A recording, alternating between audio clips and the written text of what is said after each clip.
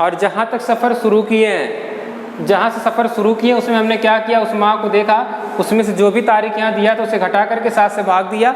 अब जहाँ तक सफ़र का अंत हो रहा है उसमें डायरेक्ट 7 से भाग देंगे। 7 चौक 28, 28 का मतलब 0 विषम दिन। ठीक है, अब जून के बाद जुलाई में 3 विषम दिन, अगस्त में 3, सितंबर में 2, अक्टूबर में 3 और नवंबर में 2। ठीक है दोस्तों, आगे ध्यान दीजिएगा। अब इसे जोड़ लीजिए या 7 पे कैंसिल कर दीजिए। 3 3 6 और 3 9, यानी कितना बचा 2, 2 2 4 और 3 7, बचा कितना 2 बचा, कितना बचा 2 बचा। यानी अब ये पास्ट में जा रहा है ना, किस में जा रहा है, पास्ट में जा रहा है। तो दोस्तों ध्यान दीजिएगा, हमें पास्ट में जाने पर क्या करना होगा, घटाना होगा। यानी शुक्रवार में 2 दिन घटा दीजिए या फिर अभी आपको बताएं 5 दिन हम जोड़ सकते हैं। दोनों का आंसर क्या होता है, सेम होता है, यानी आंसर क्या होगा, बुधवार होगा। दोस्तों नोट करिएगा, फिर हम अगले क्वेश्चन पर आते हैं। अगला क्वेश्चन,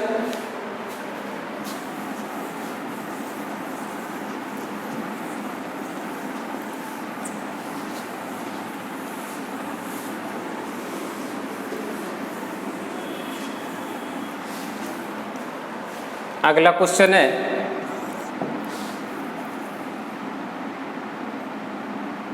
18/4/2011 को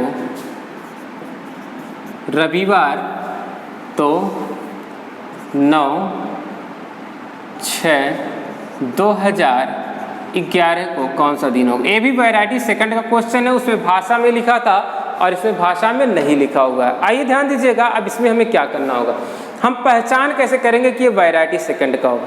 देखिए, जब आपके तारीख और महीने अलग अलग होंगे, ठीक है, क्या तारीख और महीना अलग अलग होगा और वर्ष सेम होंगे, तो आप ये समझ जाइए कि ये वैरायटी सेकंड का क्वेश्चन है। आगे ध्यान दीजिएगा, अब इसको सॉल्व करने का प्रोसेस क्या होगा, सेम होगा। जैसे अब यहाँ पर ये चौथा महीना है, ठीक है, अब चौथा महीना क्या होता है, अप्रैल, ठीक है, अप्रैल। अब इसके बाद आपको छठा महीना जाना है, ठीक है, यानी अप्रैल के बाद मई, मई के बाद क्या होगा, जून होगा। ये छठा महीना है।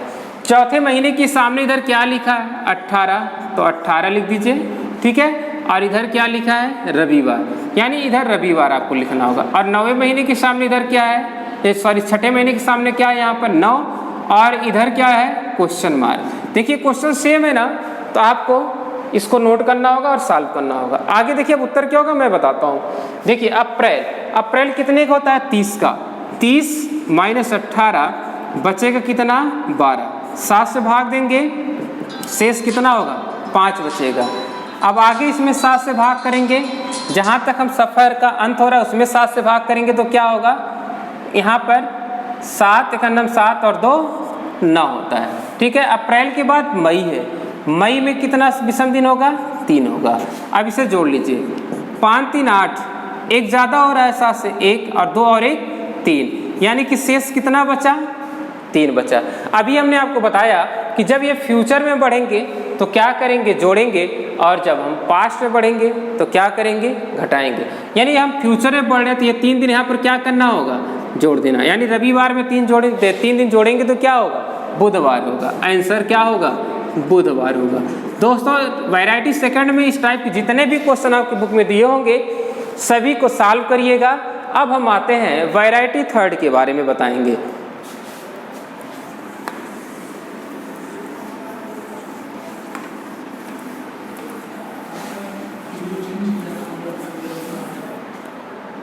यह है हमारा वैरायटी थर्ड, ठीक है। अब इसमें क्या होगा, अब इसमें हम ये पहला क्वेश्चन दे रहे हैं, वैरायटी थर्ड की पहचान क्या होगी, सबके बारे में हम बताएंगे। अभी क्वेश्चन को लिखने दीजिए, ठीक है। आइए क्वेश्चन पहला है आपका यहाँ पर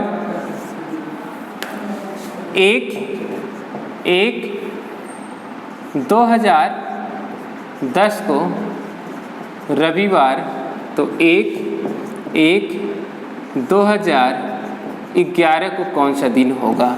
सेकंड क्वेश्चन है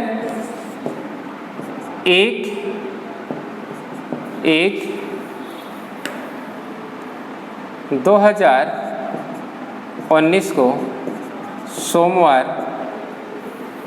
तो 1/1/2020 को कौन सा दिन होगा। क्वेश्चन थर्ड है 1/1/2012 को मंगलवार, तो 1/1/2013 को कौन सा दिन होगा। आइए दोस्तों ध्यान दीजिएगा, अब हम इसे सॉल्व कैसे करेंगे। पहचान क्या है, सबसे पहली बात क्वेश्चन को पहचानना।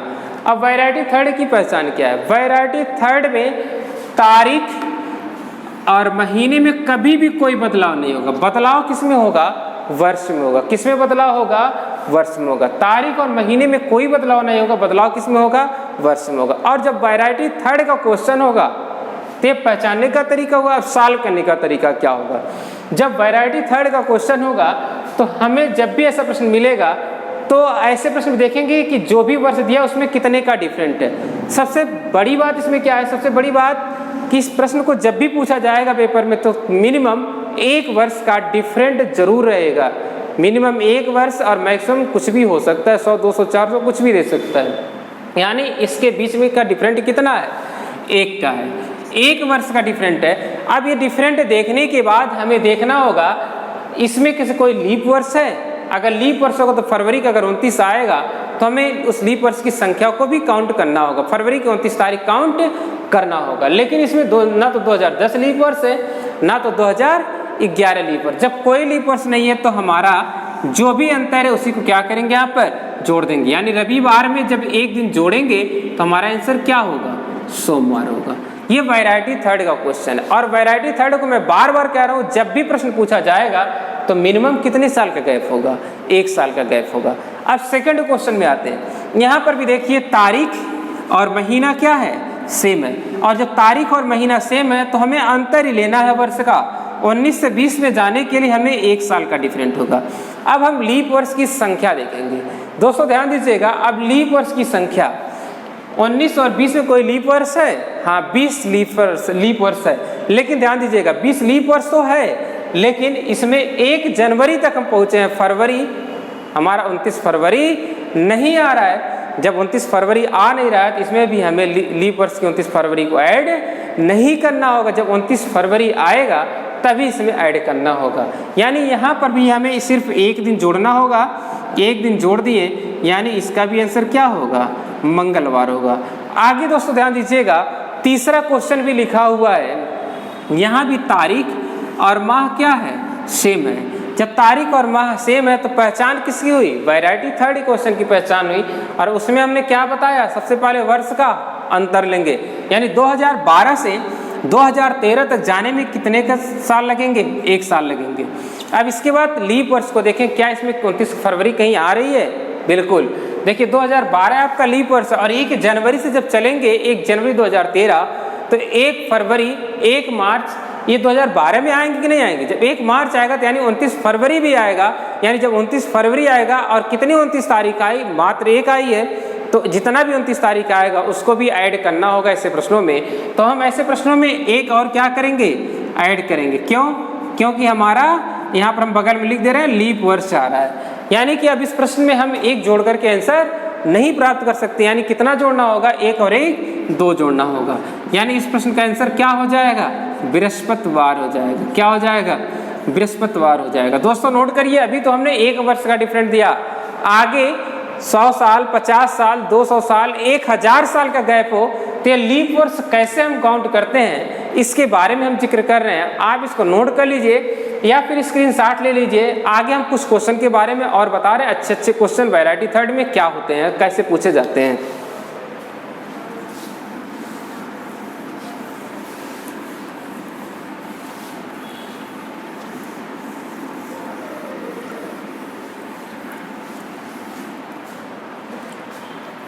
अगला क्वेश्चन है क्वेश्चन नंबर 4,